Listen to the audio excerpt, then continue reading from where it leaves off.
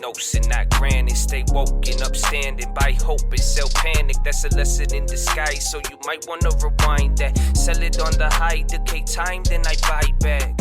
All right, ladies and gentlemen, got your watch list coming into August 21st, 2019, and the stock market is going to diverge, and it's a lot more dramatic than it sounds. So I'm going to go over that and talk about why I'm coming to that, and it meets in with what we were expecting with not so much moving in the market. What we saw today was a very, very weird, another low volume day, but overall interesting, very interesting in my opinion. I don't know if you guys have heard me say that in a while. No, I say that all the time. But if this happens and what I'm expecting plays out, it's going to be very, very important. And now, too, we have Jackson Hole. Now, we touched on this yesterday. We are going to see the Fed speak around there Thursday and Friday. I believe Powell comes on at Friday. But this is an actual central bank. It's called the Jackson Hole Economic Symposium. And this is a central bank conference. So all of the central bankers and important people from around the world, they're going to come there and discuss. It's to create and foster an open discussion. And actually, I think it kind of hand in hand with what we saw with tech already. In 2018, they discussed one of the issues they brought up was the size of the tech giants and the influence of technology companies and how it's relating to finance, economics, the economy, and all that. So the market might price something in coming to that, or it could explain some of these moves, but that is something to look forward to this weekend and just keep your eyes on. But now what I really mean by this title and in general is that the market is going to diverge in the sense where if the market stays the same or goes up, we're going to see certain asset classes move differently. So if you've been watching the watch list, you know how that relates because we've been talking about this and kind of expecting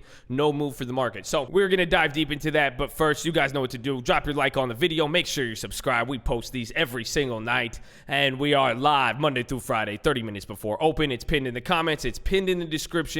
Hopefully we see you tomorrow morning so you can do the most important thing, which is to post your watch list below. Post any of the stocks you're watching. You have any theses behind it, post the plays and we're going to cover them. I read all of the comments at pre-market, so hopefully we see you there. Don't be too shy to say hi. Come on, you new, post your watch list. Let's go. So let's get straight into it. I got your keys for tomorrow. There's your little title there, but it's less dramatic than it sounds. But look for the markets to hold up while other assets diverge, like we said. So the examples, transports, and we did see that a little bit today, but not as much. But a divergence could be transports going down or gold going up, bond yields going up, all while the market is just staying the same price or even going up. So what's making me say this is because we saw signs of that today with the market holding up, and even though it had lower volume, there was stimulus that should have, or more so it could have, moved the market. And that was interesting today because at various times, various stocks saw it. We did play Facebook. I'm going to go over the trades we made today, but Facebook had some news, big candle, and then it held up. But even when the president was speaking now, a big thing, he said a lot of stuff. It was very harsh. And although it wasn't policy, like I've been reminding you guys, don't move at policy, he gave something that I guess we've seen the markets and algos and everybody in general have been quick to jump on these quote unquote clues of what he was saying or what he's implying. But now with stuff like Jackson Hole in the future or in general, I do not know if it could be liquidity or people are anticipating a bigger move or a bigger news release. The markets didn't move much. And now this is what's leading me to say it falls in line with nothing is really going to happen. And at the same time, what we're already seeing, you guys see why we're waiting and kind of connecting the dots here. And we did see something with TLT. TLT did actually end up holding up today. That's another one of those things to look at. But we're seeing assets, again, bonds are moving, whereas the market might not. And you might even see the market go up, and you would expect bond yields to go up, but bond yields might go down. So you'll see TLT go up still while the market starts to go up, and that might surprise some of you as it's kind of been inverse for the most part. And even then, the market could do nothing. You might start to see gold rip, anything. Again, you don't even forget about oil, but that's what I'm watching for. And again, we saw those signs, so we're going to see what's going to happen. Again, what happens with the Fed and Jackson Hole, what we hear from Powell Thursday, Friday. Like I said, they're going to come and discuss a bunch of stuff, and there's now the potential for some statements said to have an effect. If it does and it makes a big effect, if Powell says something, again, I think it's equal and opposite reactions based upon the scope of what Powell says. But if he says something that is big in nature, it could probably, we could see the markets react. But let's say he does say something big and it doesn't move the market, that's going to prove kind of the setup now, what I'm saying, because here, like I was saying yesterday, if the market does nothing this week and it stays again in this tight range, and we were still holding that as we've been talking about ever since that big gap down, that 900-point day. We're still stuck in this range it's set from those weeks. And remember, as it was happening, when I was saying, watch the range, it's still in there. So if we start to see nothing this week and we stay within those range, and it's again a third week of cuckening, and then you start to see this week as one of those divergence weeks, and again, it could happen for a whole nother week, but this is going to start creating a setup for divergence for prices to level out, become cheaper, and it's going to open opportunities for plays, but then also see where the biggest opportunities are lying based upon what diverges the most. So that is pretty much it. So keep your eyes out for that. Let's get into the plays. I'm gonna start right here with Facebook. We made this play. I got pump faked a lot. I did grab, what are these? I grabbed the Facebook August 23rd 172 puts. I grabbed 2 of them. They went up to like 40 or 60 cents, and then I didn't sell them, and I'm holding them, and I got caught up buying weeklies. I did it on XLNX. You guys could see here. That was the first place. I think I played Cigna as well too. That was another play. They got a buyout offer, or excuse me, they said not a buyout offer. They said that they want to sell one of their units, and it went up and it held, and it was pretty good, but I grabbed the weekly on it. It doubled. That one doubled again. I didn't sell. Then it came back to break even. I think it's slightly down now, but now the Facebooks,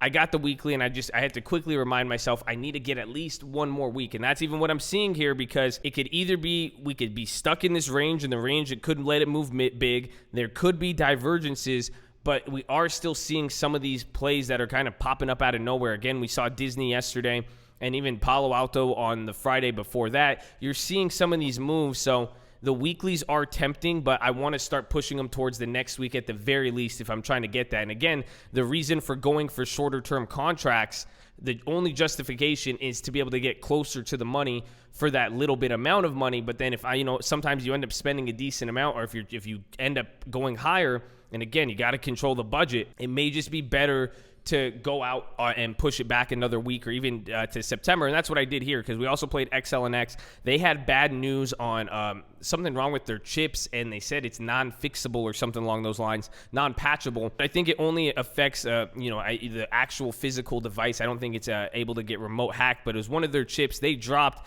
and I flipped this weekly. I flipped it about at 59 cents, sold it at 73, and then I pretty much spent a little bit more than what I sold it for to roll it over to September, because I didn't want to get caught in that. Then there was Moss. That was a potential buyout candidate. So there's that, but I figured I'd go over all those plays since they were up there. But looking now at Facebook, watch out for them, the news that they got, and we played this, so I'm in the weekly, and then I also got a next week, I think it was a 165 for like 20 cents. I grabbed that on the Robinhood account. It had a bigger volume candle there, and the price movement, it pretty much dropped $3 in 1 minute, then it quickly bounced, and then it slowly sold off. But the news that came out is that they're changing the off Facebook tracking data, and that seems like it would be good for privacy, but there was a report that the company saying it could hurt their revenue in the future. And then they started dropping, and then they started moving kind of with everything else. But the key with Facebook, this is another hit. First, it was 2 weeks ago with the mobile data or the contractors. Then it was the antitrust stuff even yesterday. Now this, and then there was they had another little mishap as well too, but it's kind of back to back. But like I said, they've been showing resiliency like Boeing, so we played that. I'd watch that one. Apple as well. I ended up getting the September contracts because they started dropping kind of at the same time when the market started to. Things were looking a little weird, but then even what Trump said now, this is where it gets important. He started going off on China, but one thing he said, he pretty much made it seem as if he's giving Apple more time to move and switch suppliers. But he said if Apple didn't have help from them, it would have been they'd be in a very, very bad spot right now. But again, I'm still waiting to see how kind of Apple and everything else comes into the mix, but they've been leading the market overall pretty well. So I even have those other spreads on it, but I'm waiting on that. I still think they're kind of the last survivor for the most part. They're kind of holding up as a leader, especially even with their market cap and everything. So keep your eye for that. We got the Masco. They had a buyout rumor, and they already had earnings, and they were pretty much on the top of the range. We got that like 43 contract, I believe. So till September, it was $30. It was weird because the activity wasn't the volume and everything. It was very good as it was going up, pretty much higher than normal, but for the most part, The option prices didn't really adjust too much. That's what kind of worried me about that, but we still got in that one. Then XLNX, we got that short. We flipped it, switched to the September. I think this one could develop. We'll see how that is. And again, if the market was possibly more active and more volume, might see that have a continuation. So think Palo Alto. So I'm going to watch those in the morning. We got those Cignas, and then lastly, Fedex. A lot of people ask what I'm doing with them. I'm going to look tomorrow to see if we get average down. I want to see the prices of the Septembers, but again, I want to see if there is any divergence. So if there is a divergence, I might want to wait to let one thing do the other, but I'm still in those. The weeklies, those are going to be expiring. Probably going to lose like 50, 60 bucks on any of those we bought, and then the Septembers will survive, but they're going to be down a lot too, and then it's going to be moving into averaging on another one, but I'm pretty confident once they do bounce. But again, it's kind of like UNH. It could, if it stalls out too long. That's why I went active on the averages down, in those first 2 days to see if I'd be right then. Now, if I was wrong, I got to give it a little bit more time to space out the averages on there. So there's that. Those are the plays we made. But now the plays I want, crowd. I really, really wanted this one, but it was super expensive today. And I think it's going to stay expensive until it drops and has one of those 3-4% down days. So that's what I really want to watch out for. But crowd is really expensive. They had like $40, $50 spread plays, but I'm not too interested in it.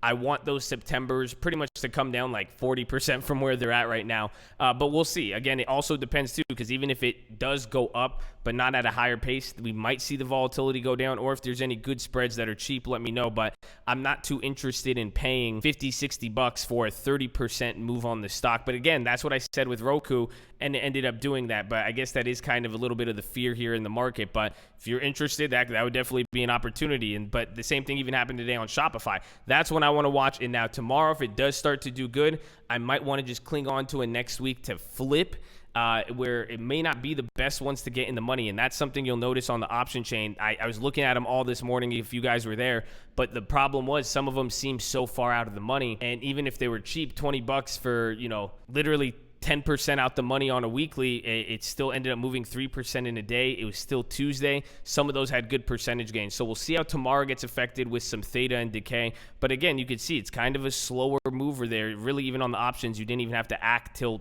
an hour within the market. You could have got them at a very good price. So we kind of slept on those, but we watched them. I'm going to keep my eye out for it.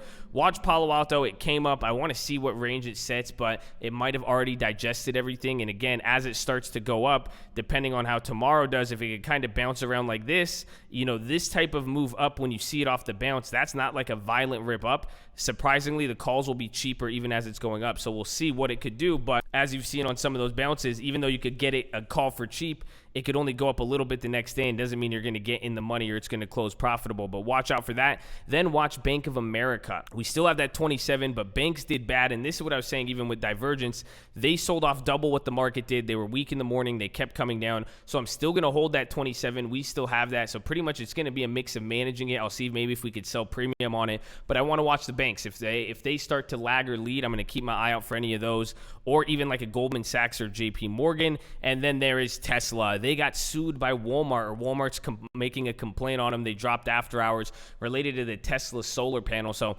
that'll be good. I haven't touched Tesla in a while. We'll see again with everything in the market and where it's at, if now would be a decent time to get it. So we'll find out, but I'm going to keep my eye out for that tomorrow. And then lastly, of course, your TLTs, but then there's a few other plays I want to look at beyond.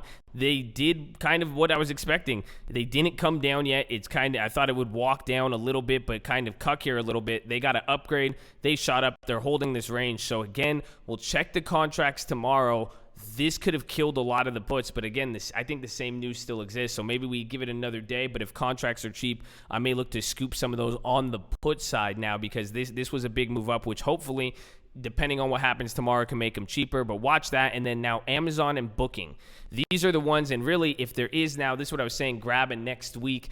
Even though I'm expecting nothing, or I'm expecting some of these cuck moves, if there is a volatility event or volatility picks up in the market, does move a little bigger than we're expected, I'm going to go for next week Bookings or Amazon. And I was actually going through old plays prior to Brexit, believe it or not, and I was seeing, what I was able to profit on them. And it's a similar scenario here with if the dollar gets stronger, that's like the added layer to this play. But in general, the opportunity, if these start to move, big deltas, and, even if you look at Booking on the daily, it's kind of held up there, even though it's up on the 100-day. It's not breaking past this range, but they could move pretty big deltas those next weeks. It's going to be like Shopify. It's a different approach where you're going to be going for budget. You might spend a little bit more. You could even get cheap plays with the spreads, but then the key is selling the premium or selling it after a few days. And I don't really like those plays, but again, that's what I'm saying in one of these volatile events. So there's that. We'll leave it there. Make sure you guys drop your like. Make sure you subscribe. Make sure you're hydrated, ready to go in the morning. Make sure you post your watch list. Make sure you're positive, and let's go.